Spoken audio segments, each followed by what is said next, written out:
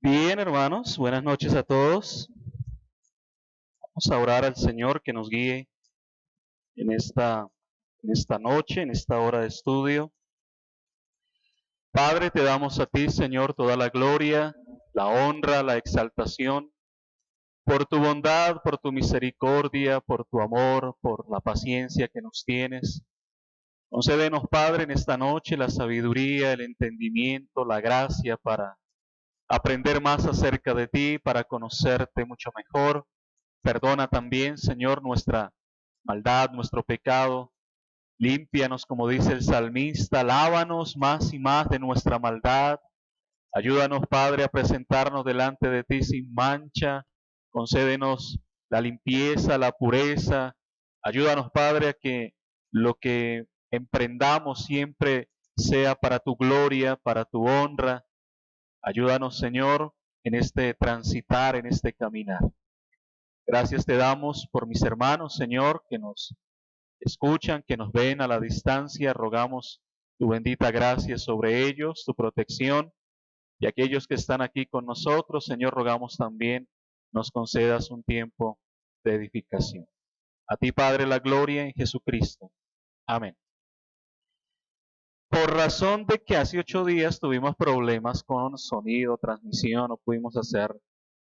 Vamos a hacer un resumen medio rápido si puedo, porque ya a veces me quedo, antes me amplío más. Con relación a lo que vimos la semana pasada, hablando del encuentro que comienza a desarrollarse en eh, el encuentro que comienza a desarrollarse en reconocimiento, ¿sí? Hablando del reconocimiento y el encuentro que veíamos en capítulo 19, verso 9 al verso 15. Esto nos está hablando de la preparación que tenía el pueblo de Israel para el encuentro que tendrían con el Señor. Ya vimos el compromiso que hicieron en los versículos anteriores, tanto el pueblo con la propuesta de Dios y Dios claramente con el pueblo en respuesta a esto. Entonces, vamos a ver que luego de este acuerdo al cual llega el Señor con el pueblo, viene entonces una exigencia que es de purificación. El pueblo debía purificarse, prepararse para este encuentro. Capítulo 19, vamos a leer a partir del verso 9 hasta el verso 15. Dice entonces: Jehová dijo a Moisés: He aquí yo vengo a ti en una nube espesa, para que el pueblo oiga mientras yo hablo contigo, y también para que te crean para siempre. Moisés refirió las palabras del pueblo a Jehová, y Jehová dijo a Moisés: Ve al pueblo y santifícalos hoy y mañana, y laven sus vestidos, y estén preparados para el día tercero. Porque al tercer día Jehová descenderá a los ojos de todo el pueblo sobre el monte de Sinaí, y señalarás término al pueblo en derredor, diciendo: Guardaos, no subáis al monte, ni toquéis sus límites. Cualquiera que tocare el monte de seguro morirá. No lo tocará mano, porque será apedreado o asaetado. Sea animal o sea hombre, no vivirá. Cuando suene largamente la bocina, subirán al monte, y descendió Moisés del monte al pueblo, y santificó al pueblo, y lavaron sus vestidos, y dijo al pueblo: Estad preparados para el tercer día, no toquéis mujer. Entonces, veíamos la semana pasada, hablando de esta porción vista desde dos eventos. El evento del encuentro de Moisés con Dios, y luego el encuentro entre Moisés y el pueblo. El mensaje que Dios da por medio de Moisés es claramente obedecido, y en este mensaje podemos decir que se identifican tres cosas, tres elementos importantes en cuanto a la purificación. Veíamos entonces en este encuentro, lo primero que llama o pide Dios al pueblo es que se santifique, deben santificarse, es un concepto como ya hemos visto anteriormente de separar, que se aparten, se consagren. Esto lo dice el Señor en el versículo 10 y luego en el versículo 14 Moisés se lo refiere al pueblo nuevamente. Ya es claro para nosotros el concepto de santificar y en este caso el uso de la palabra está relacionado con la consagración o dedicación para presentarse delante de Dios. Lo segundo que se menciona, en lo cual quedamos la semana pasada, es lavar los vestidos o las ropas, ¿sí? Lavar la ropa o los vestidos. Es una manera de purificación. En esta parte, en el segundo encabezado que tenemos de lavar los vestidos, esta es en el versículo 10, nuevamente el Señor menciona a Moisés y viene la obediencia en el versículo 14, y esta vez son el pueblo quienes lavan sus vestidos. Aquí es importante. Moisés en el primero es quien santifica al pueblo, es decir, él es quien dedica al pueblo, los aparta con ese propósito, pero en cuanto a lavar sus vestidos, es cada uno del pueblo quien se lava sus vestidos. Dice, verso 14, lavaron sus vestidos. No fue que le llevaron la ropa a Moisés para que se la lavara, ¿cierto?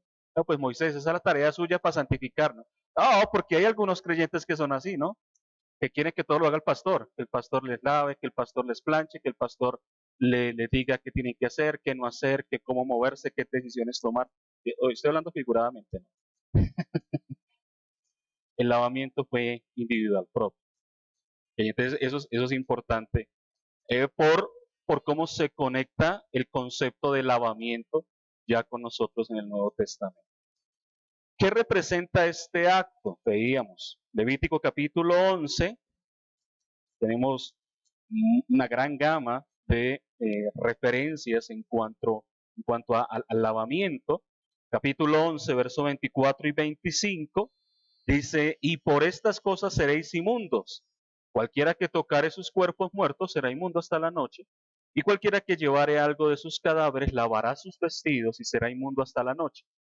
Algo que es importante es el asunto de que debía haber un acto, debía haber un acontecimiento que colocara en la posición de inmundo a la persona, para que luego entrara el ritual de, eh, de lavamiento, ¿no?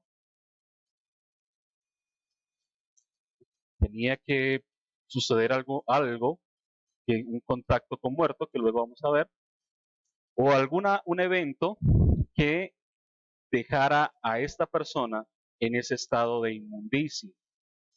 Y luego tendría entonces que llevar el ritual del lavamiento de sus vestidos. No sé si Julián hizo la tarea de averiguar hasta la noche. ¿Por qué hasta la noche? No, yo tampoco. Quedamos en deuda. Verso 28, ahí mismo en Levítico, dice, y el que llevare sus cadáveres lavará sus vestidos y será inmundo hasta la noche. Los tendréis por inmundos. Verso 40, el que comiere del cuerpo muerto lavará sus vestidos y será inmundo hasta la noche. Asimismo, el que sacare el cuerpo muerto lavará sus vestidos y será inmundo hasta la noche. Porque yo soy Jehová vuestro Dios, vosotros por tanto santificaréis y seréis santos, porque yo soy santo, así que no os contaminéis vuestras personas con ningún animal que se arrastre sobre la tierra. Verso 47, para hacer diferencia entre lo inmundo y lo limpio, entre los animales que se pueden comer y los animales que no se pueden comer.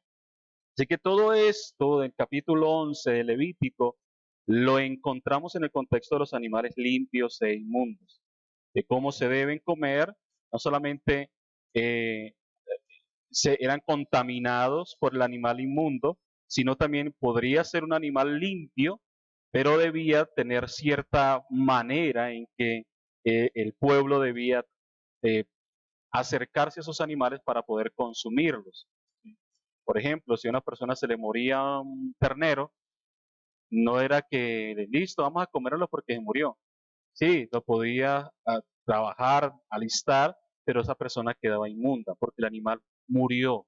No fue asesinado para el consumo, sino que murió. Tenía que llevar también el rito de la purificación. Ahora, cuando sucedía algo que menciona el texto, la persona quedaba inmunda y se debía realizar la purificación con el fin, claramente, de estar preparados para la celebración litúrgica.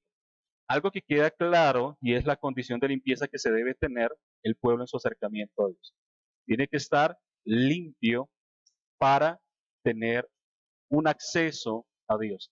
Como el pueblo de Israel era un pueblo de gobierno teocrático, al ser un pueblo de gobierno teocrático había un acercamiento directo y constante de devoción a Dios, por lo que entonces debía permanecer.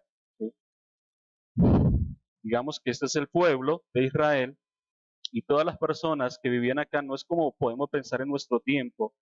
Nosotros en nuestro tiempo buscamos lugares donde expresamos la adoración, donde nos reunimos como pueblo, pero para Israel todo lo que ellos hacían, fuera en el campo, fuera con el ganado, fuera pescando, cualquier evento que ellos desarrollaran, fuera en el templo, ¿sí?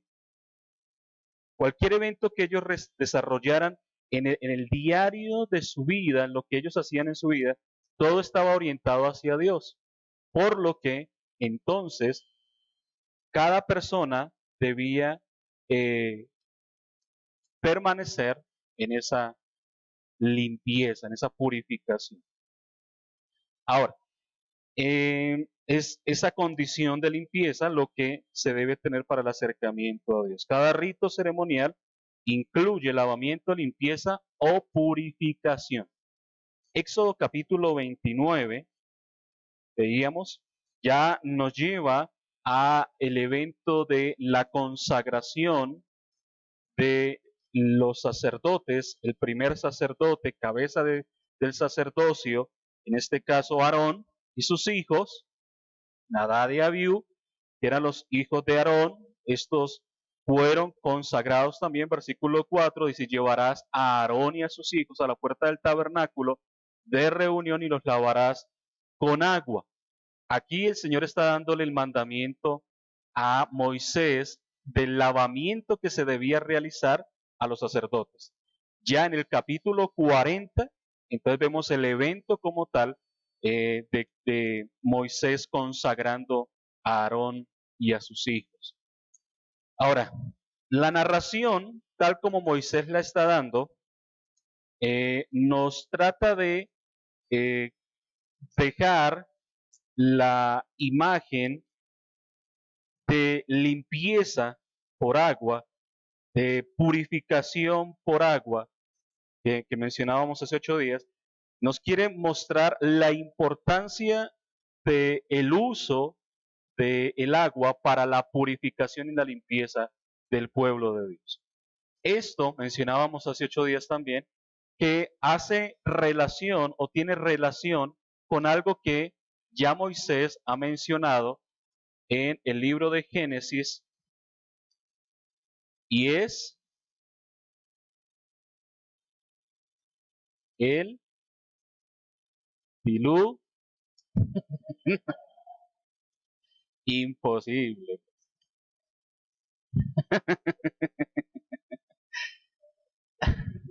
Mejor dicho, Génesis 6:17, y aquí yo traigo un gran diluvio de aguas sobre la tierra para destruir toda carne en que haya espíritu de vida debajo del cielo, todo lo que hay en ella morirá. ¿Qué estaba pasando en la tierra para que el Señor viera necesario traer una limpieza? La inmundicia del pecado. Dice que era tanta la maldad que la tierra hedía, olía inmundo, ¿sí? No, pero sí para él. Por eso es que es tan importante luego en el pensamiento de Moisés, como expresando el olor fragante del sacrificio. Y que me preguntaba Magda esta mañana, me decía, pero la carne quemada no huele muy bien. O sea, la carne, ¿por qué era olor fragante para Dios? Bueno, porque no es tanto la carne quemada lo que era olor fragante para Dios, era lo que representaba, ¿sí? Se estaba haciendo justicia y por eso era olor fragante para Dios, que se estuviera haciendo justicia por Él, ¿sí? Porque el sacrificio que se presentaba era agradable delante de Dios porque se estaba haciendo justicia. Una persona reconocía su pecado y reconocía también que era merecedor de la muerte, por lo que obviamente presentaba su sacrificio.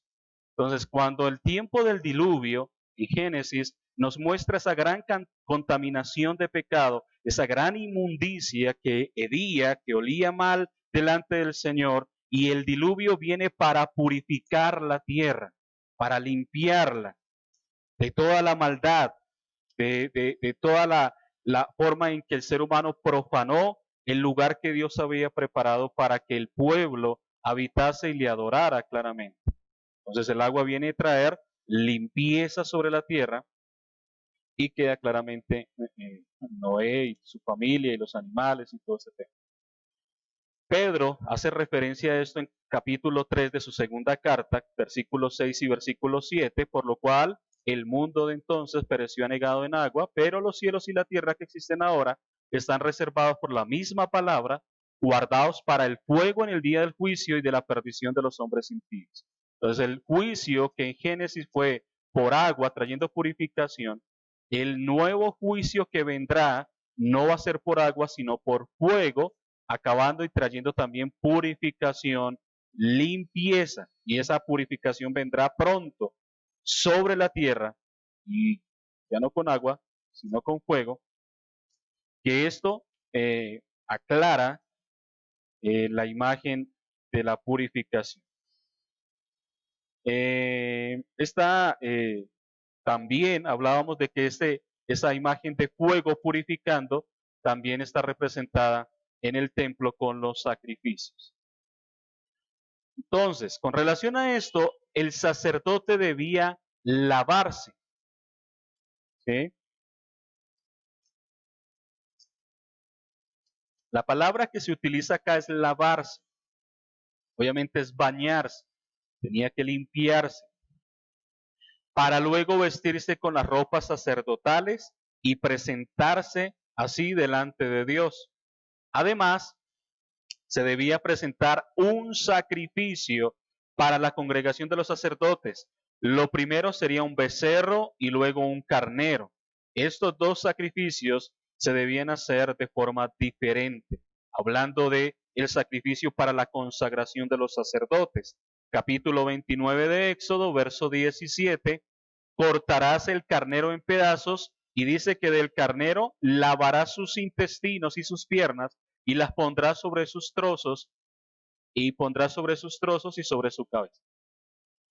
Se tenía que tomar este carnero, abrirse, sacarse de los intestinos, lavarse con agua, limpiarse y presentarse entonces el sacrificio. Ese es un evento que no es tan agradable. Era lavar los intestinos, las piernas, limpiando la contaminación de la sangre. Hablábamos hace 8 días de la inmundicia, es decir, lo que traen los intestinos claramente, ¿sí? Sangre y estiércol, hasta que nosotros o el sacerdote pudiera ver esa limpieza y ahí sí presentar el sacrificio. Hablando de la consagración del sacerdote. Hasta aquí entonces claramente tenemos una idea de purificación inicial para la consagración. En el libro de Levítico se nos muestra con más detalle la limpieza de los animales. Versículo 9 del capítulo 1, Levítico 1, verso 9, y lavará con agua los intestinos y las piernas, y el sacerdote hará arder todo sobre el altar, holocausto es, ofrenda encendida de olor grato para Jehová. Versículo 13, lavará sus entrañas y las piernas con agua, el sacerdote le ofrecerá todo, y lo hará arder sobre el altar, holocausto es, ofrenda encendida, olor grato para Jehová. El lavamiento es parte importante de la presentación del sacrificio. El animal no debía presentarse de cualquier manera, pero con relación al lavamiento de las ropas y su purificación, en Levítico se nos pone en evidencia estas razones. Levítico 6:27, pensé que hacía una rueda por ahí con...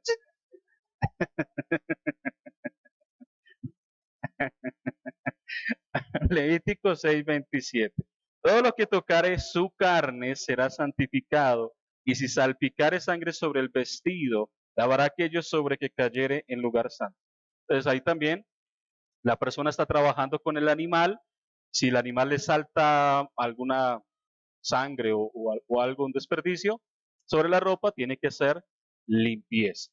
El versículo 24 del capítulo 11 de Levítico, 24, 25 y 28, Levítico 11, 24, 25 y 28, y por estas cosas seréis inmundos, cualquiera que tocare sus cuerpos muertos será inmundo hasta la noche, y cualquiera que llevare algo de sus cadáveres lavará sus vestidos y será inmundo hasta la noche, y el que llevare sus cadáveres lavará sus vestidos, será inmundo hasta la noche, lo tendréis por inmundo. En este caso, las personas no solo eran inmundas por comer animales inmundos, sino también por tocar sus cuerpos muertos, y debían lavarse. Capítulo 11, verso 39 y 40. Y si algún animal que tuviere para comer muriere, el que tocare su cadáver será inmundo hasta la noche, y el que comiere del cuerpo muerto lavará sus vestidos y será inmundo hasta la noche. Asimismo, el que sacare el cuerpo muerto lavará sus vestidos y será inmundo hasta la noche. Estas personas tenían que ser muy detallistas. Y fíjese en el detalle de Dios. Es Dios revelándole a Moisés para que Moisés le muestre al pueblo y le muestre a los levitas la manera en que ellos deben desarrollar su diario vivir, y claramente con el asunto de su sacerdocio. Entonces, tenemos el ritual de todo lo que tiene que hacerse: quitarse las ropas, lavarse, limpiarse, y esa persona va a quedar inmundo.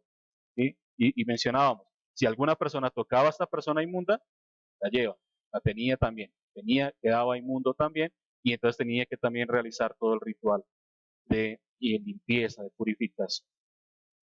De aquí entonces pasamos entonces a otro tipo de limpieza también con agua, pero ya en cuanto a la enfermedad. Recuerda que hablábamos de la lepra. La lepra en el tiempo de Cristo, en el tiempo antiguo, era una enfermedad que no tenía cura.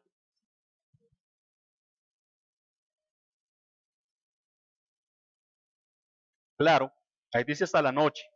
Digamos que en este ritual, si estaba trabajando con un animal, era hasta la noche. Pero había otra clase de contaminación que duraba hasta 7 días de purificación. Y eso ya dependía del tipo, que eso lo vamos a ver, y dependía del tipo de inmundicia. Por ejemplo, la mujer menstruosa y la mujer que paría, que daba luz, eh, la mujer que, por ejemplo, la mujer que se encuentra con Cristo, que va tras él, que lleva 12 años de flujo de sangre. Hay una multitud agolpando a Cristo y ella se mete por en medio. Pues claro, es una mujer con flujo de sangre. Había una manera de identificarla claramente, que en la cultura se sabía que quién era, claramente porque tenía que marcarse, digámoslo así, porque era una persona inmunda y quien la tocara quedaba inmunda también. Entonces, por eso va y toca a Cristo y se esconde. Y Cristo dice: alguien me tocó. Y ya va escondiéndose y entonces tiene que devolverse y reconocer, ¿sí?, lo que hizo. Porque en ese caso, Cristo sería inmundo. ¿Sí? Entonces, fíjese cómo es de importante entender esa purificación en cuanto a eso.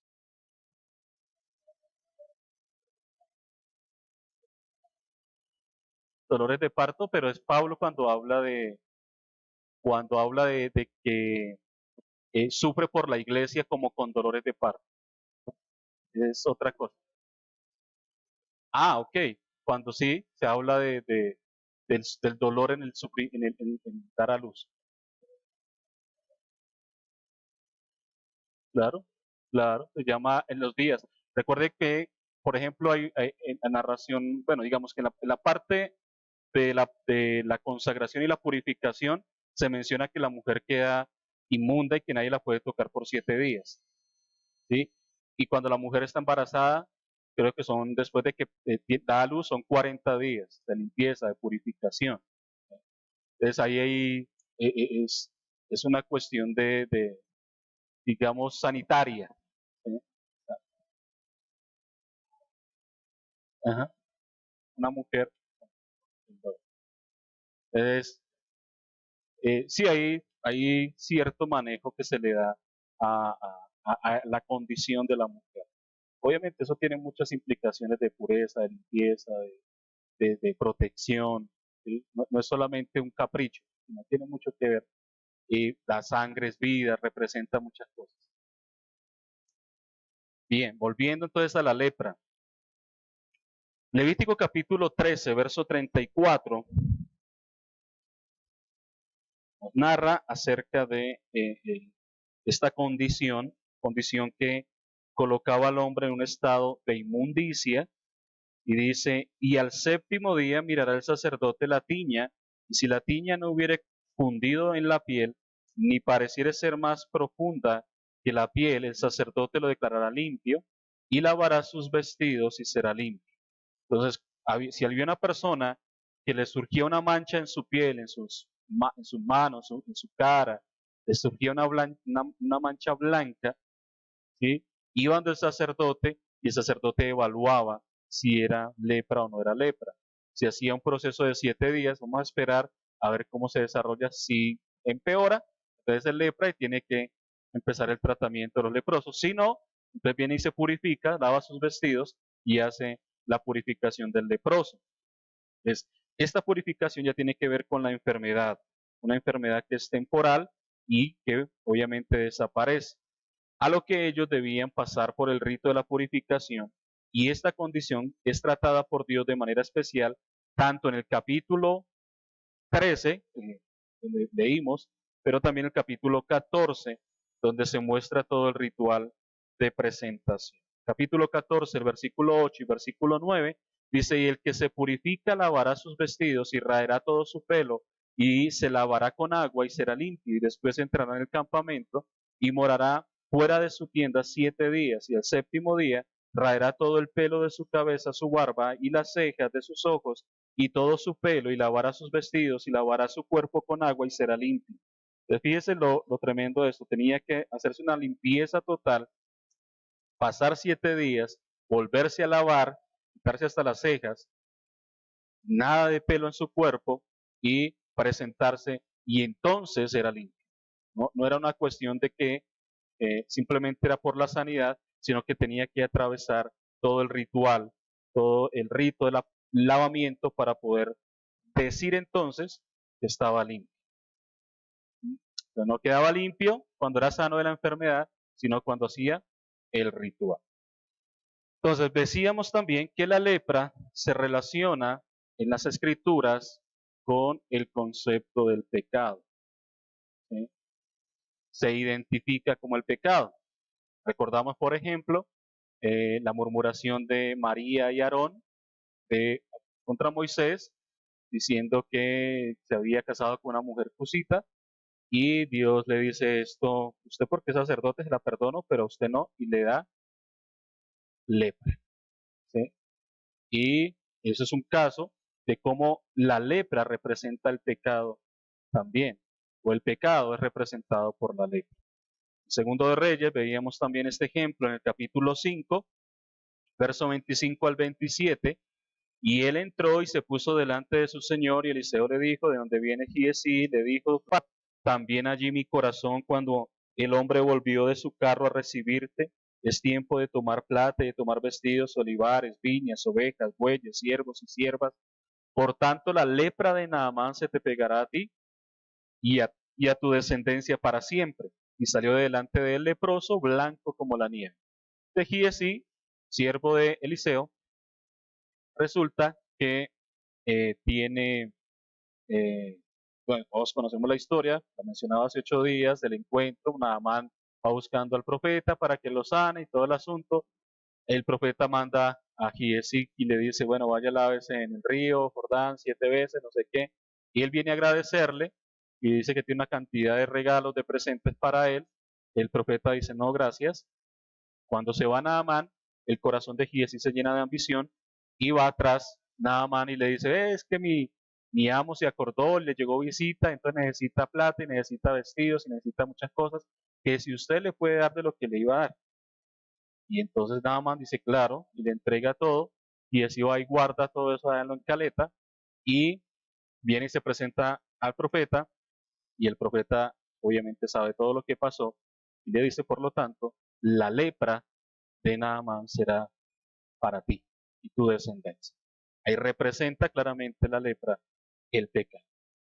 Otro evento lo vemos en Segundo de Reyes, capítulo 15, verso 3 al 5. E hizo Azarías lo recto ante los ojos de Jehová, conforme a todas las cosas que su padre Amasías había hecho. Con todo esto, los lugares altos no se quitaron, porque el pueblo sacrificaba aún y quemaba incienso en los lugares altos.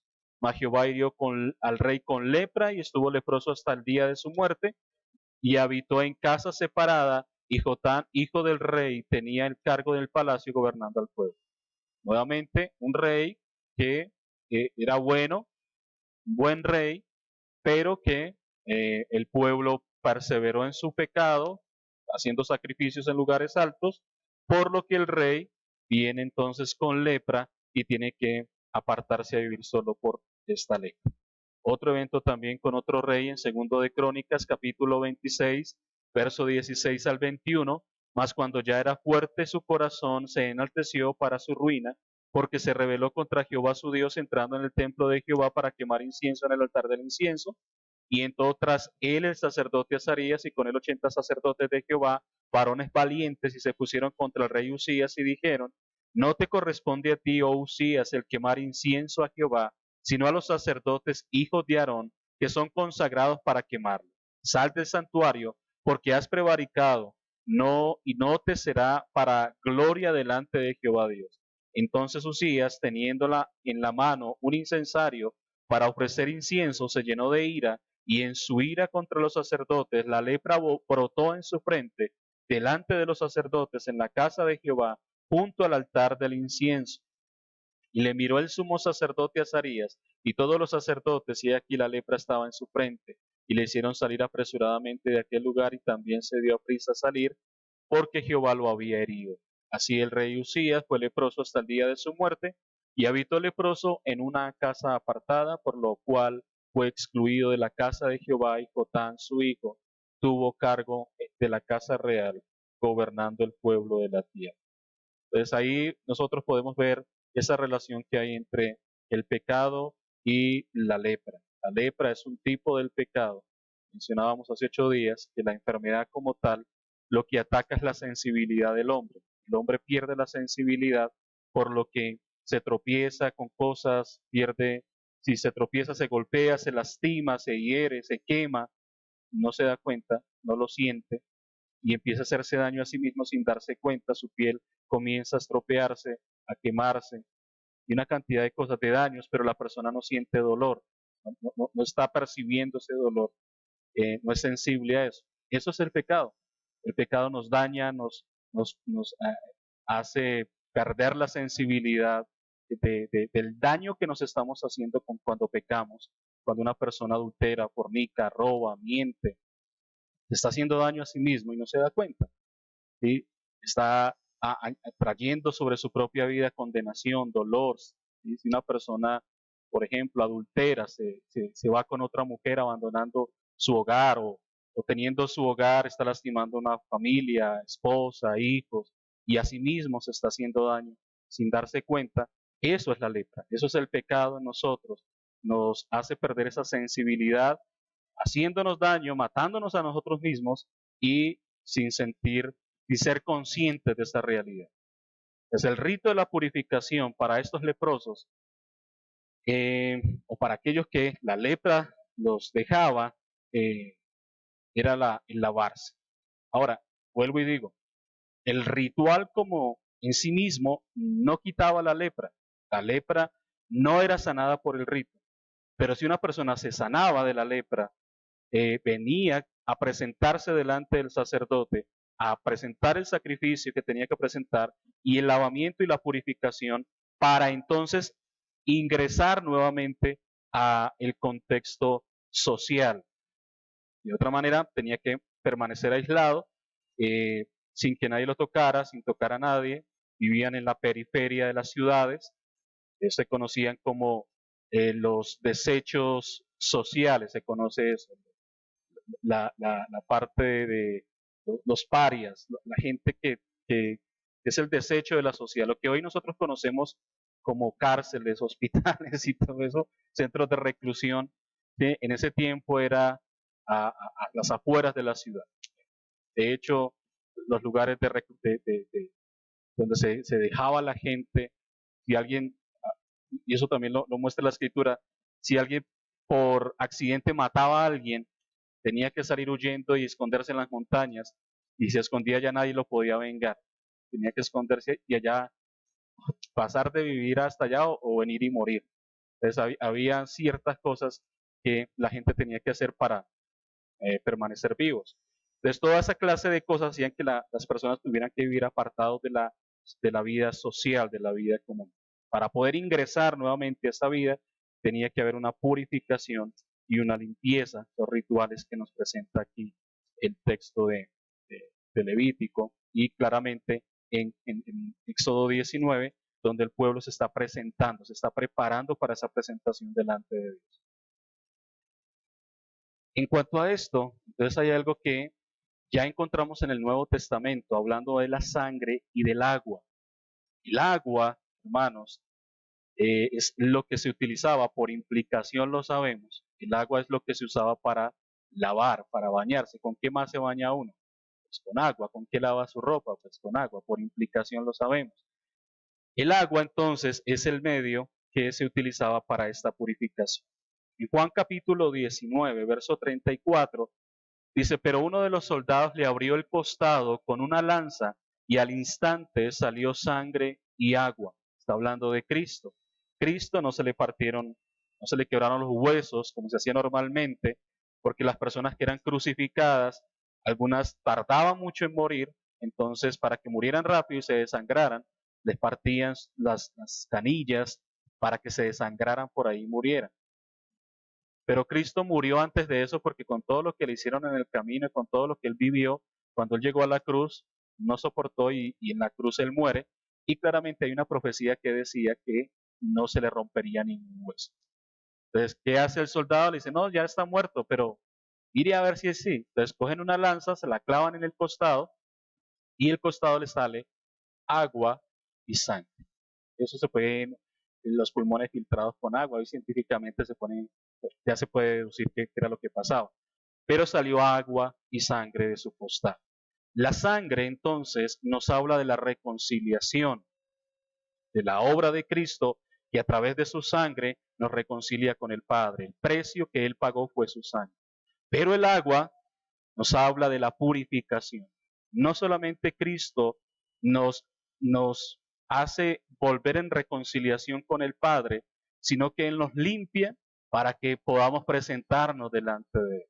¿Sí? Y esto es supremamente importante, por eso también en su primera carta, en el capítulo 5, el verso 6, primera de Juan, capítulo 5, verso 6, dice, este es Jesucristo que vino mediante agua y sangre, no mediante agua solamente, sino mediante agua y sangre, y el Espíritu es el que da testimonio porque el Espíritu es la verdad.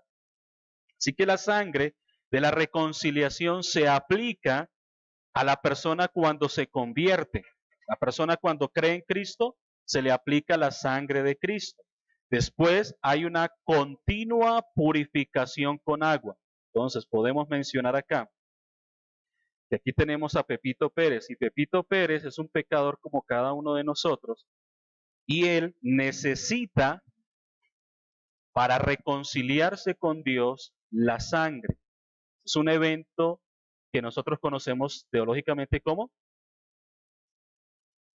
¿cómo?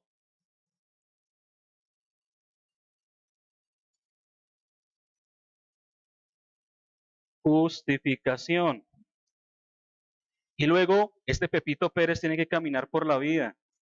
Y Pepito Pérez necesita del agua que lo limpia para su Santificación. ¿Sí? La sangre limpia y redime al creyente, lo hace creyente, lo justifica delante de Dios. Y el agua entra en ese proceso de santificación, una purificación constante con agua, de la que nos habla la fuente. Aquí entramos entonces a la fuente. Esa fuente en el tabernáculo. La fuente de bronce, se conoce la fuente en el tabernáculo. Era la fuente que utilizaban los sacerdotes. Vamos a mirar un poco acerca de esto.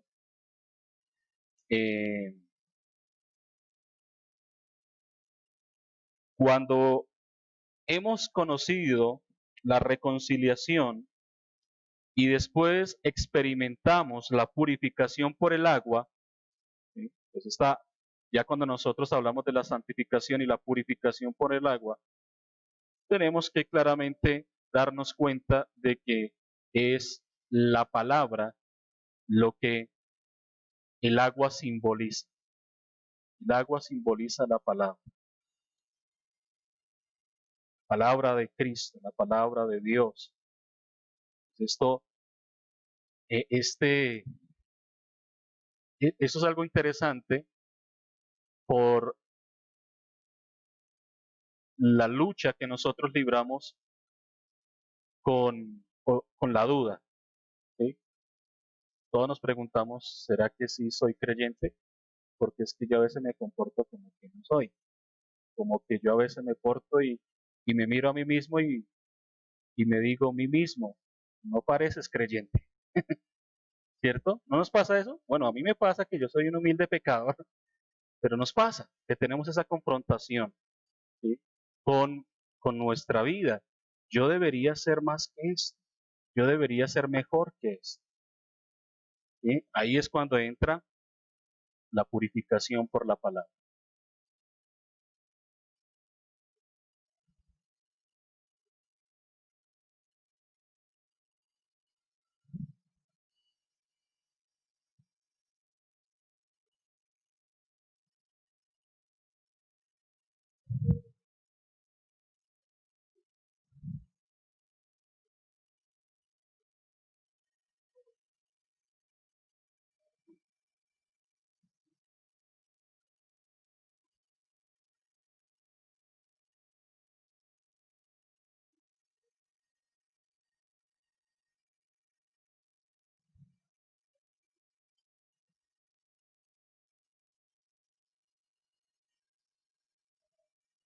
Al Señor le gustan los retos difíciles.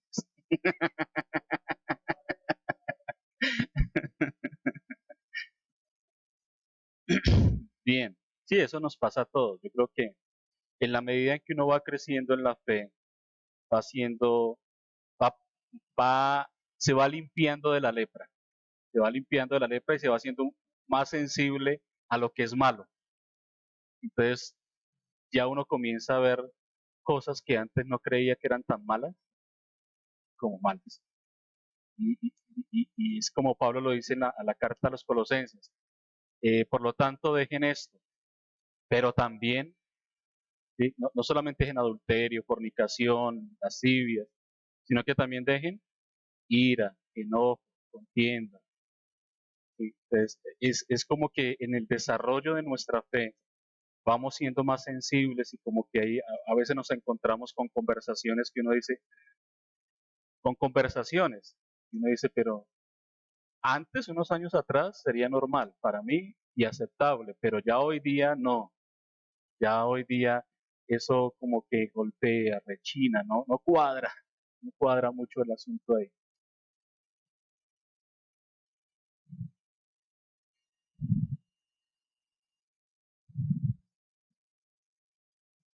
Exacto. Pero ahí nosotros entonces tenemos la palabra, que es la limpieza que vamos a ver. A ver si termino por lo menos con lo que terminé hace 8 días. Entonces, Mateo capítulo 8, Mateo 8, verso 1 al 4, dice, cuando descendió Jesús del monte, le seguía mucha gente, y aquí vino un leproso y se postró ante él, diciendo, Señor, si quieres puedes limpiarme.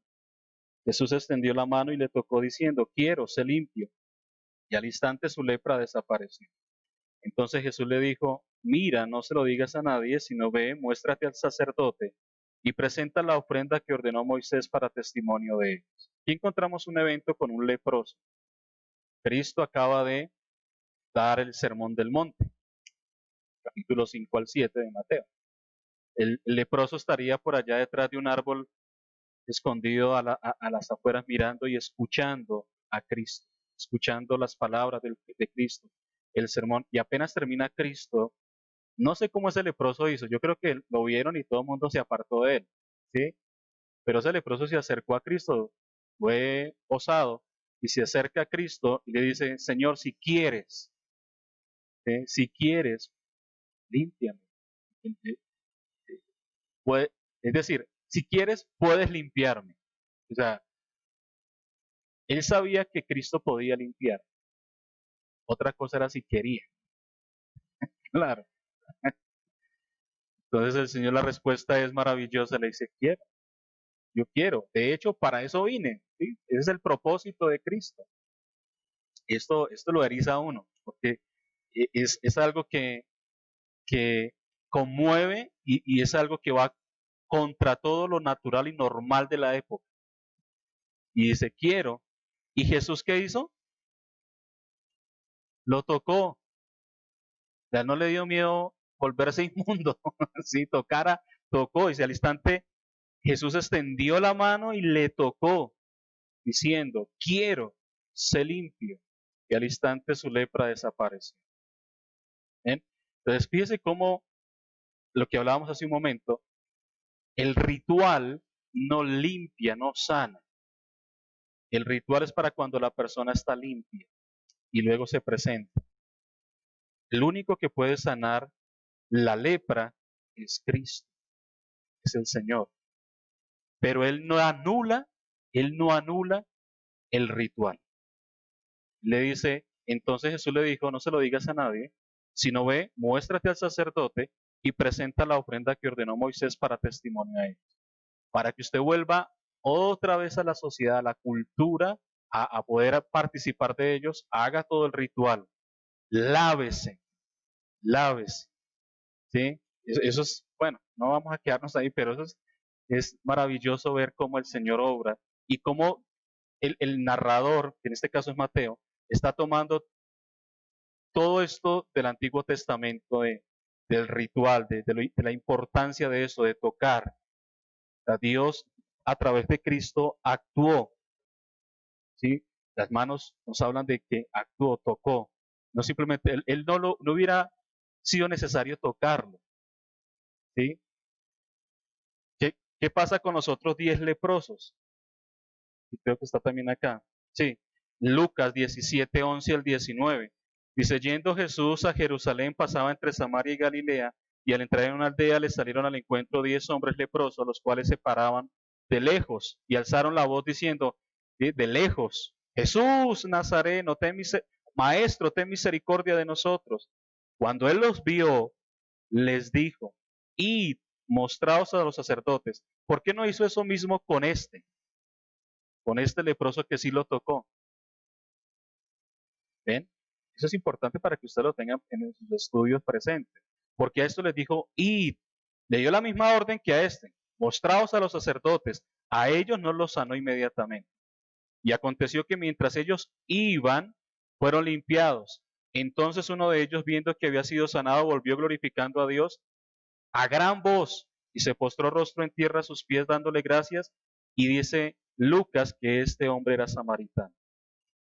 Es decir, él no era judío y el único que volvió a agradecer a Dios fue un samaritano, enemigo. El enemigo fue el único que tuvo la capacidad de volver a dar gracias a Dios. Respondió Jesús y dijo, ¿no son 10 los que fueron limpiados? ¿Y los 9 dónde están? No hubo quien volviese y diese gloria a Dios, sino este extranjero. Y le dijo, levántate, vete, tu fe te ha salvado. Los otros 9 Los otros 9 se fueron sanos, pero este se fue salvo. ¿Sí? Exacto.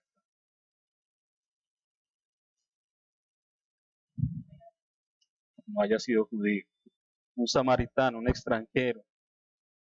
Y el Señor por eso utiliza la imagen del buen samaritano. Eso es otro cuento, pero como siempre está tratando de traer la imagen de que aquel que supuestamente debería conocerlo, a veces es más ingrato. Entonces ahí tenemos esa purificación. Solo nuestro Señor limpia la lepra de nuestro pecado verdaderamente. Él es la verdadera fuente de agua que nos purifica. Cuando le preguntaron, Juan el Bautista está en la cárcel, obviamente, imagínate a Juan el Bautista ahí en esa situación, encarcelado, con amenaza de muerte, y va y manda a sus discípulos a que le pregunten a Jesús si era él o esperaban a otro. Y lo que dice Jesús, ¿qué está viendo? Él dice, los ciegos ven, los cojos andan, leprosos son limpiados, los sordos oyen, muertos son resucitados, y a los pobres es anunciado el Evangelio. Es el testimonio de Cristo, de quién es Él. Si esto no es suficiente para Juan el Bautista, entonces, ¿qué es? ¿Qué es suficiente para él? No sé si seguir, porque de hecho hace 8 días llegamos más lejos que hoy. Vamos a dejar hasta ahí. Vamos a dejar hasta ahí para entrar ya la próxima semana, confiándole al Señor que si estaba bien la transmisión. Sí, no dijeron nada. Bien. Entonces, para dentro de 8 días ya entrar a lo que es la fuente de bronce como tal y cómo esto tiene una representación interesante en lo que es la adoración al Señor. Entonces, fíjese que resaltamos nosotros de acá en cuanto al lavamiento. Todavía no hemos terminado. El lavamiento es parte de la manera en que el ser humano debe presentarse delante de Dios. Entonces, fíjese que en cuanto a la adoración, no es solamente lo que hacemos, sino en qué condición lo hacemos. Nos estamos presentando en Cristo para alabar a Dios o venimos en nuestra propia fuerza, en mi propia habilidad, en mi propia justicia. Es que hoy sí estoy contento, ¿por qué? Porque esta semana no pequé, esta semana no hice nada malo y entonces hoy sí estoy contento para adorar a Dios. O cuando quizás fallamos o pecamos, venimos así agachados. ¿En qué estado nosotros alabamos a Dios? ¿Como el fariseo o como el publicano? ¿Lavados o inmundos? ¿Preparados o no preparados? Bien. Preguntas, hermanos, hasta ahí.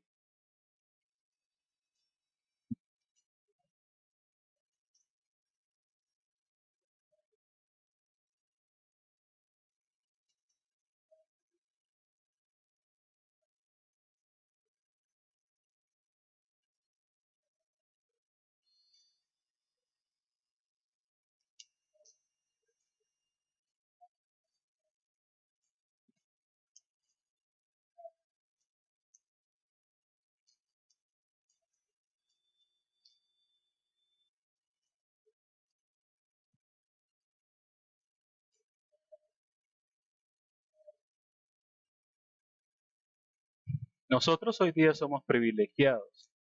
Nosotros tenemos todo lo que ellos no tuvieron. Digamos, Juan el Bautista estaba mirando, era el primo. Diga, primo, si es usted, duro, ¿no? Que el primo fuera el salvador del mundo. Y decir, bueno, ¿será que sí? Pues ni siquiera los hermanos de Jesús le creían. Claro,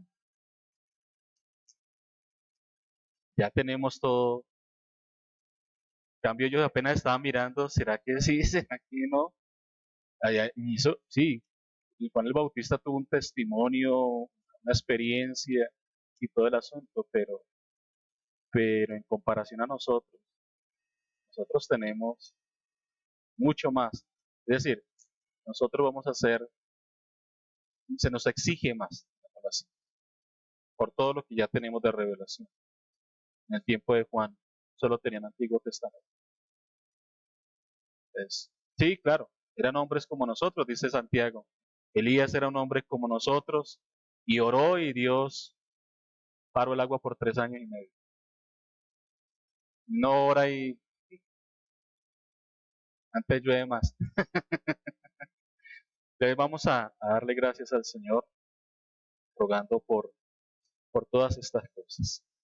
Padre, te bendecimos en esta maravillosa noche por tu bondad, por tu misericordia, por el amor que nos muestras, Señor, cada día, por que tú, Señor, obras a pesar de nosotros. Señor, como escuché alguna vez, tú sigues escribiendo derecho, aun cuando las líneas están torcidas.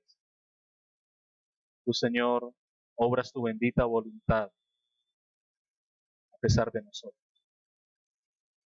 Gracias porque reconocemos nuestra dependencia, nuestra necesidad.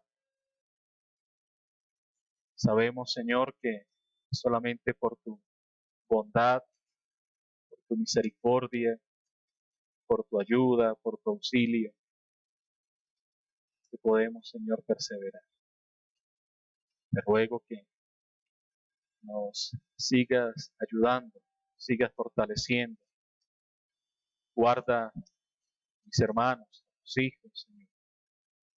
Guárdalos en el diario vivir, a enfrentar las tentaciones, las pruebas, las luchas, las angustias, Señor, que sabemos vienen con fuerza, con dureza. Ayúdanos a estar firmes. Ayúdanos, Señor, a aferrarnos a ti a pesar de que el mundo se desplome. Porque tu gracia, Señor, es suficiente. Ruego, Señor, por aquellos hermanos que están atravesando un momento difícil, su salud, su economía, sus relaciones, su, su vida, Señor, en general, en su vida espiritual. Sabemos que este es un tiempo difícil, pero sabemos también que tú eres el Dios de lo imposible. Obra, Señor, te lo rogamos, conforme a la necesidad de cada uno y conforme a tu voluntad. En Cristo Jesús. Amén. Mis hermanos, muchas gracias. El Señor les bendiga a todos. Nos vemos, si Dios quiere, el domingo.